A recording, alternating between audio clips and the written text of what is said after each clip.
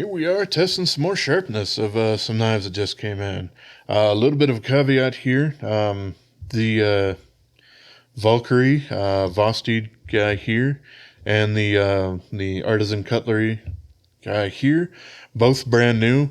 These two were technically returns. They didn't really have any complaints about the blade, but still, because of that, a little bit of grain of salt if the edges on these aren't absolutely immaculate. So I suppose I should throw that out there, and let's see how Vosteed did on this little Valkyrie here in 14C20, or sorry, in 154CM.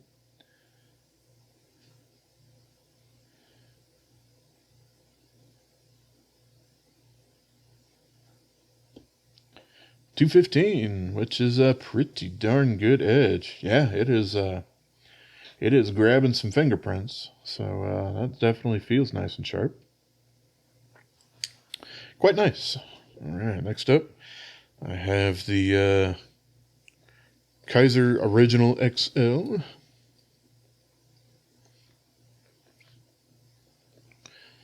This one's probably on 154CM as well, because Kizer does a whole lot of that these days. Yes, 154CM.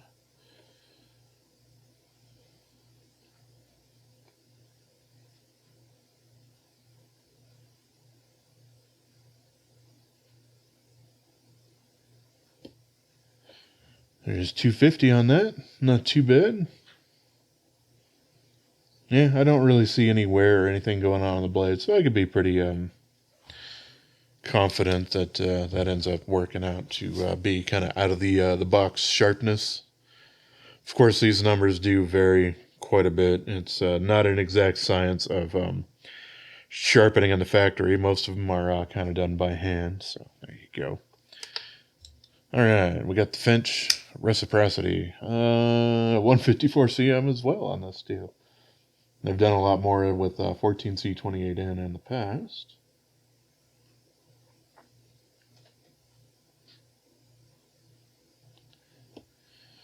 .250, right around that same area there.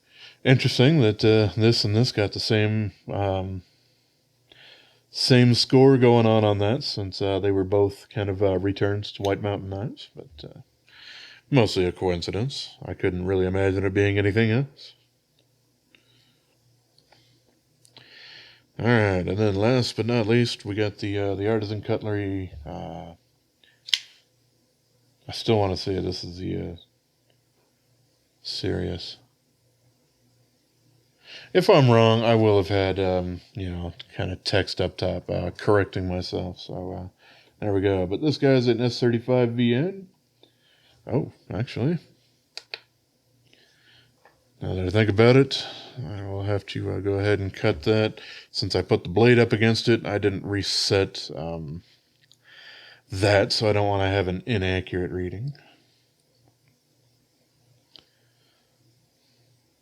All right, so laced back up, well, and torn. So here we go.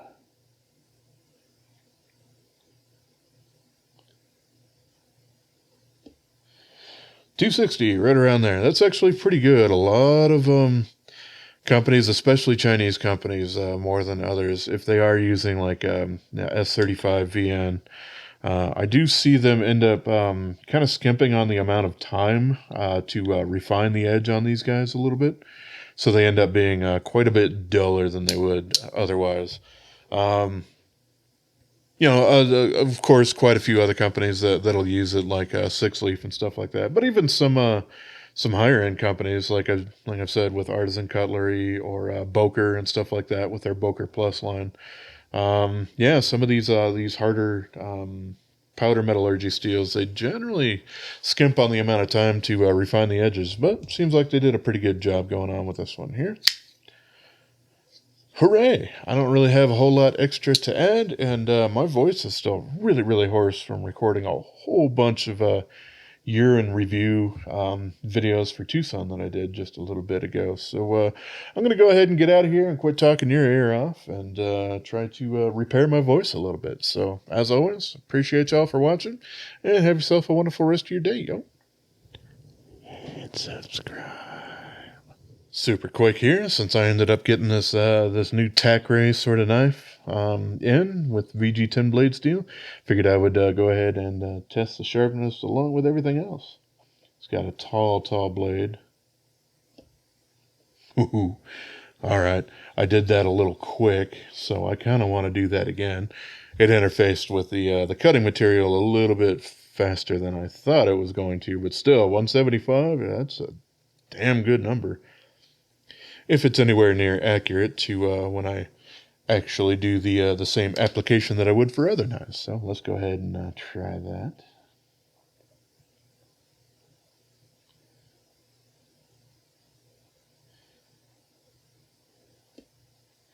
Yeah, this thing is just really nice and good and sharp.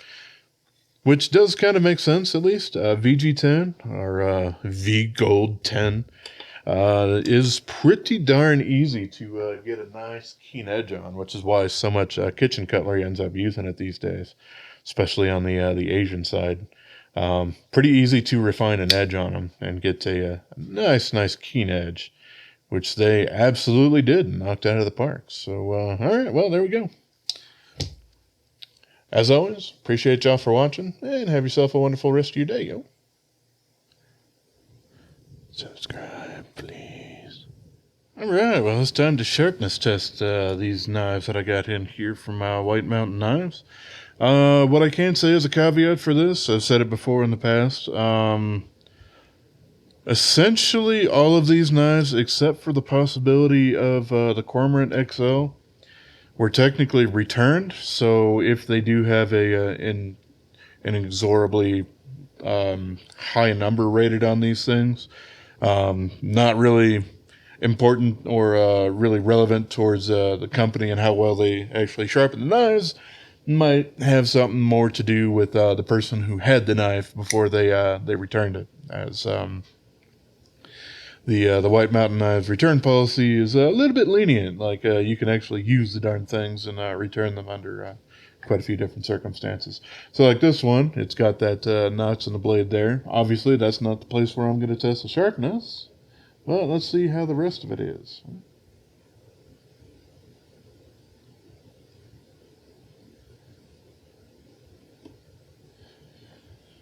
Felt like it gave at 195, but we got 200 overall. So, yeah, pretty darn good, which is, it seems to be right around the standard that I end up getting out of most TwoSuns out of the box. Obviously, things do fluctuate a little bit, and I guess it depends on if they have kind of a newer person doing some sharpening that might not have the same expertise or skills that some of the other people do. But here we are with the Civivi Mini Asticus.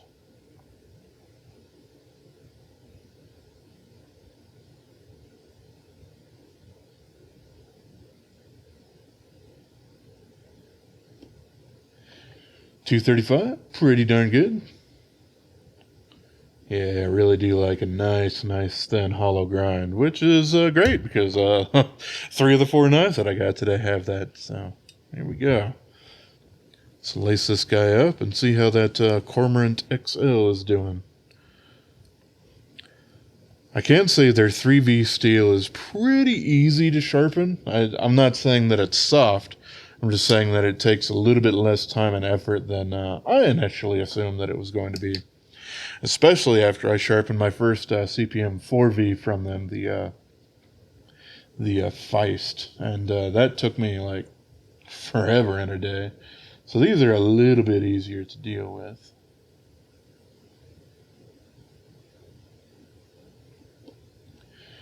$280, not spectacular, but yeah, not terrible either. It definitely has a nice factory edge on there.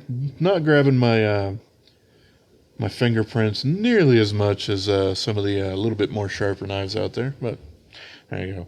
You really can't go wrong. At least I think so. You really can't go wrong with the blade geometry on this guy. They made the blade stock thickness just a little bit thinner on these guys because 3V is such a tough steel that it can actually handle that thinner edge. yeah, these things slice like a beast. This one's, however, needs some help in the action range. Whereas I can pull out the one that I already have. And yeah, this one, absolutely free swinging. So I'll have to do a little bit of playing around with that one. But, alrighty.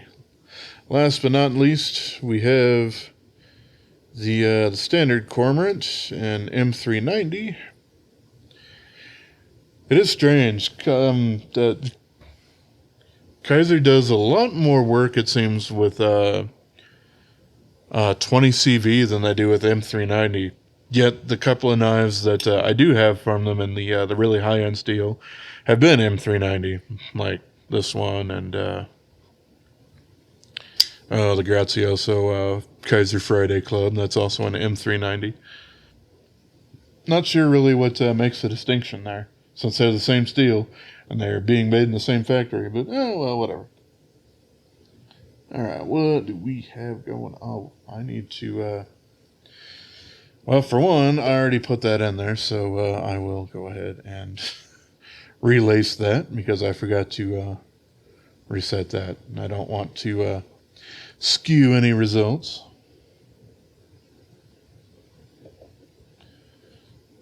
All right, we're back to 0. So let's see, what do we got?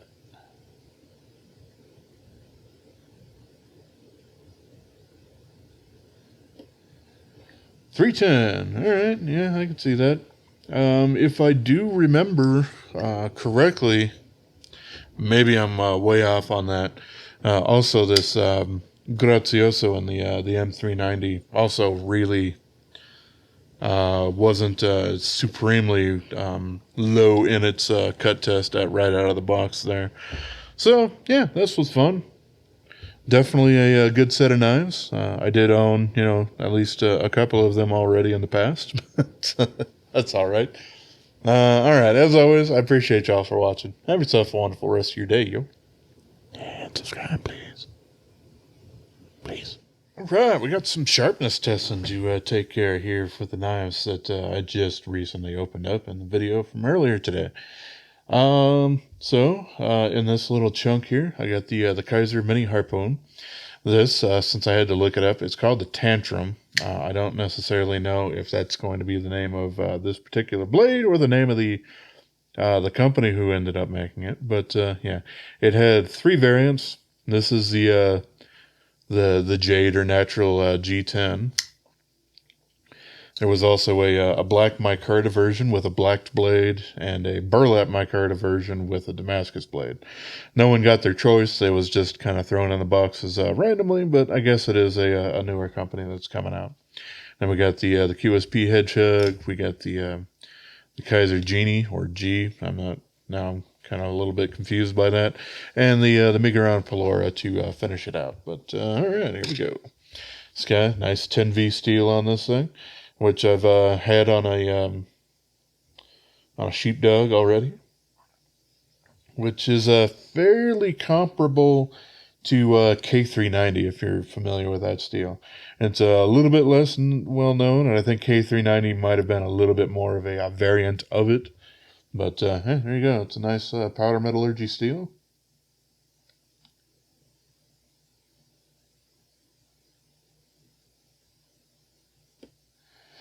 $215, pretty darn good.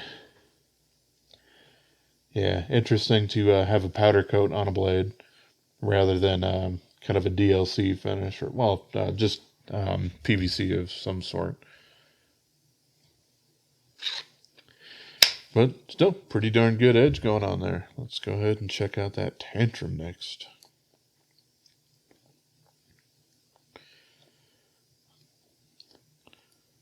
These guys are rocking some 9CR18 MOV, so fairly 440C-ish in performance, but metallurgically they're not identical. They are just a little bit different, but that's fine.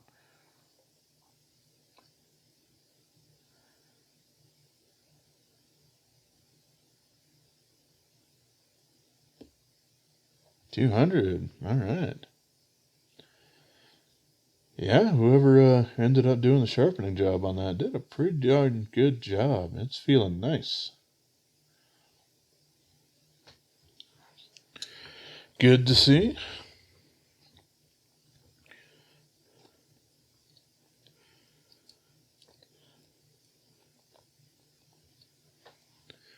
All right, next up we got the QSP Hedgehog here in 14C28N.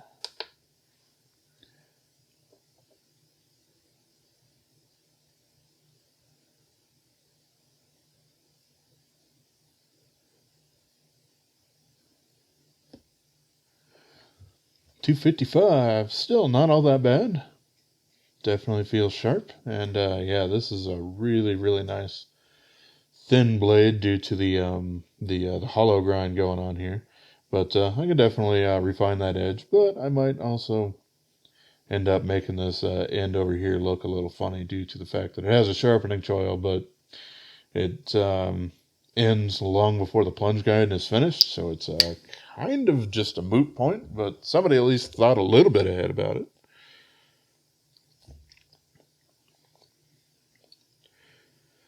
Next up, we got the Kizer here in 154 cm.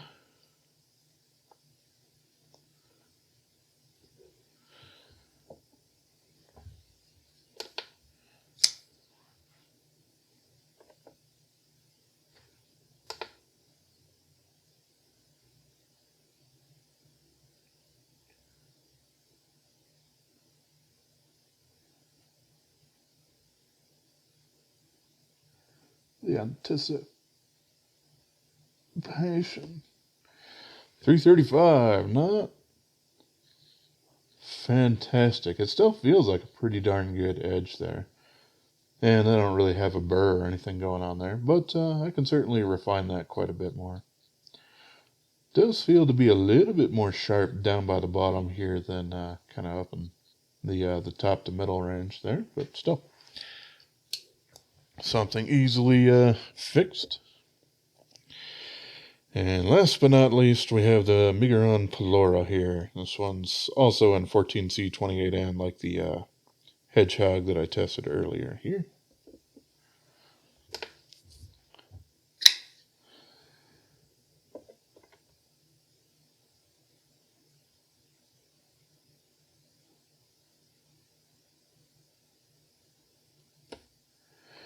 $210, yeah, pretty darn good as well. This one feels like it might have had a little bit of a sharper or finer grit belt for the finishing on there. So it doesn't quite feel like it has as much bite as some of the others did, but still very sharp. So, all right. That was a fun set of knives. I should have fun playing around with these guys, trying to tune them up a little bit and put my own edges on there, since I like to do that out of the box. Get out of, or get the possible, but not super likely, generally at this point, burned edges off of any of the knives. That way, they're a little bit more reliable as far as good steel, because I don't end up using any kind of high-speed methods to generate anywhere near enough heat to actually burn a little bit of the temper out right around that edge area. But alrighty, this was fun as always. So yeah, I don't really have anything else to say. So as always, I appreciate y'all for watching. Have yourself a wonderful rest of your day, yo. Subscribe.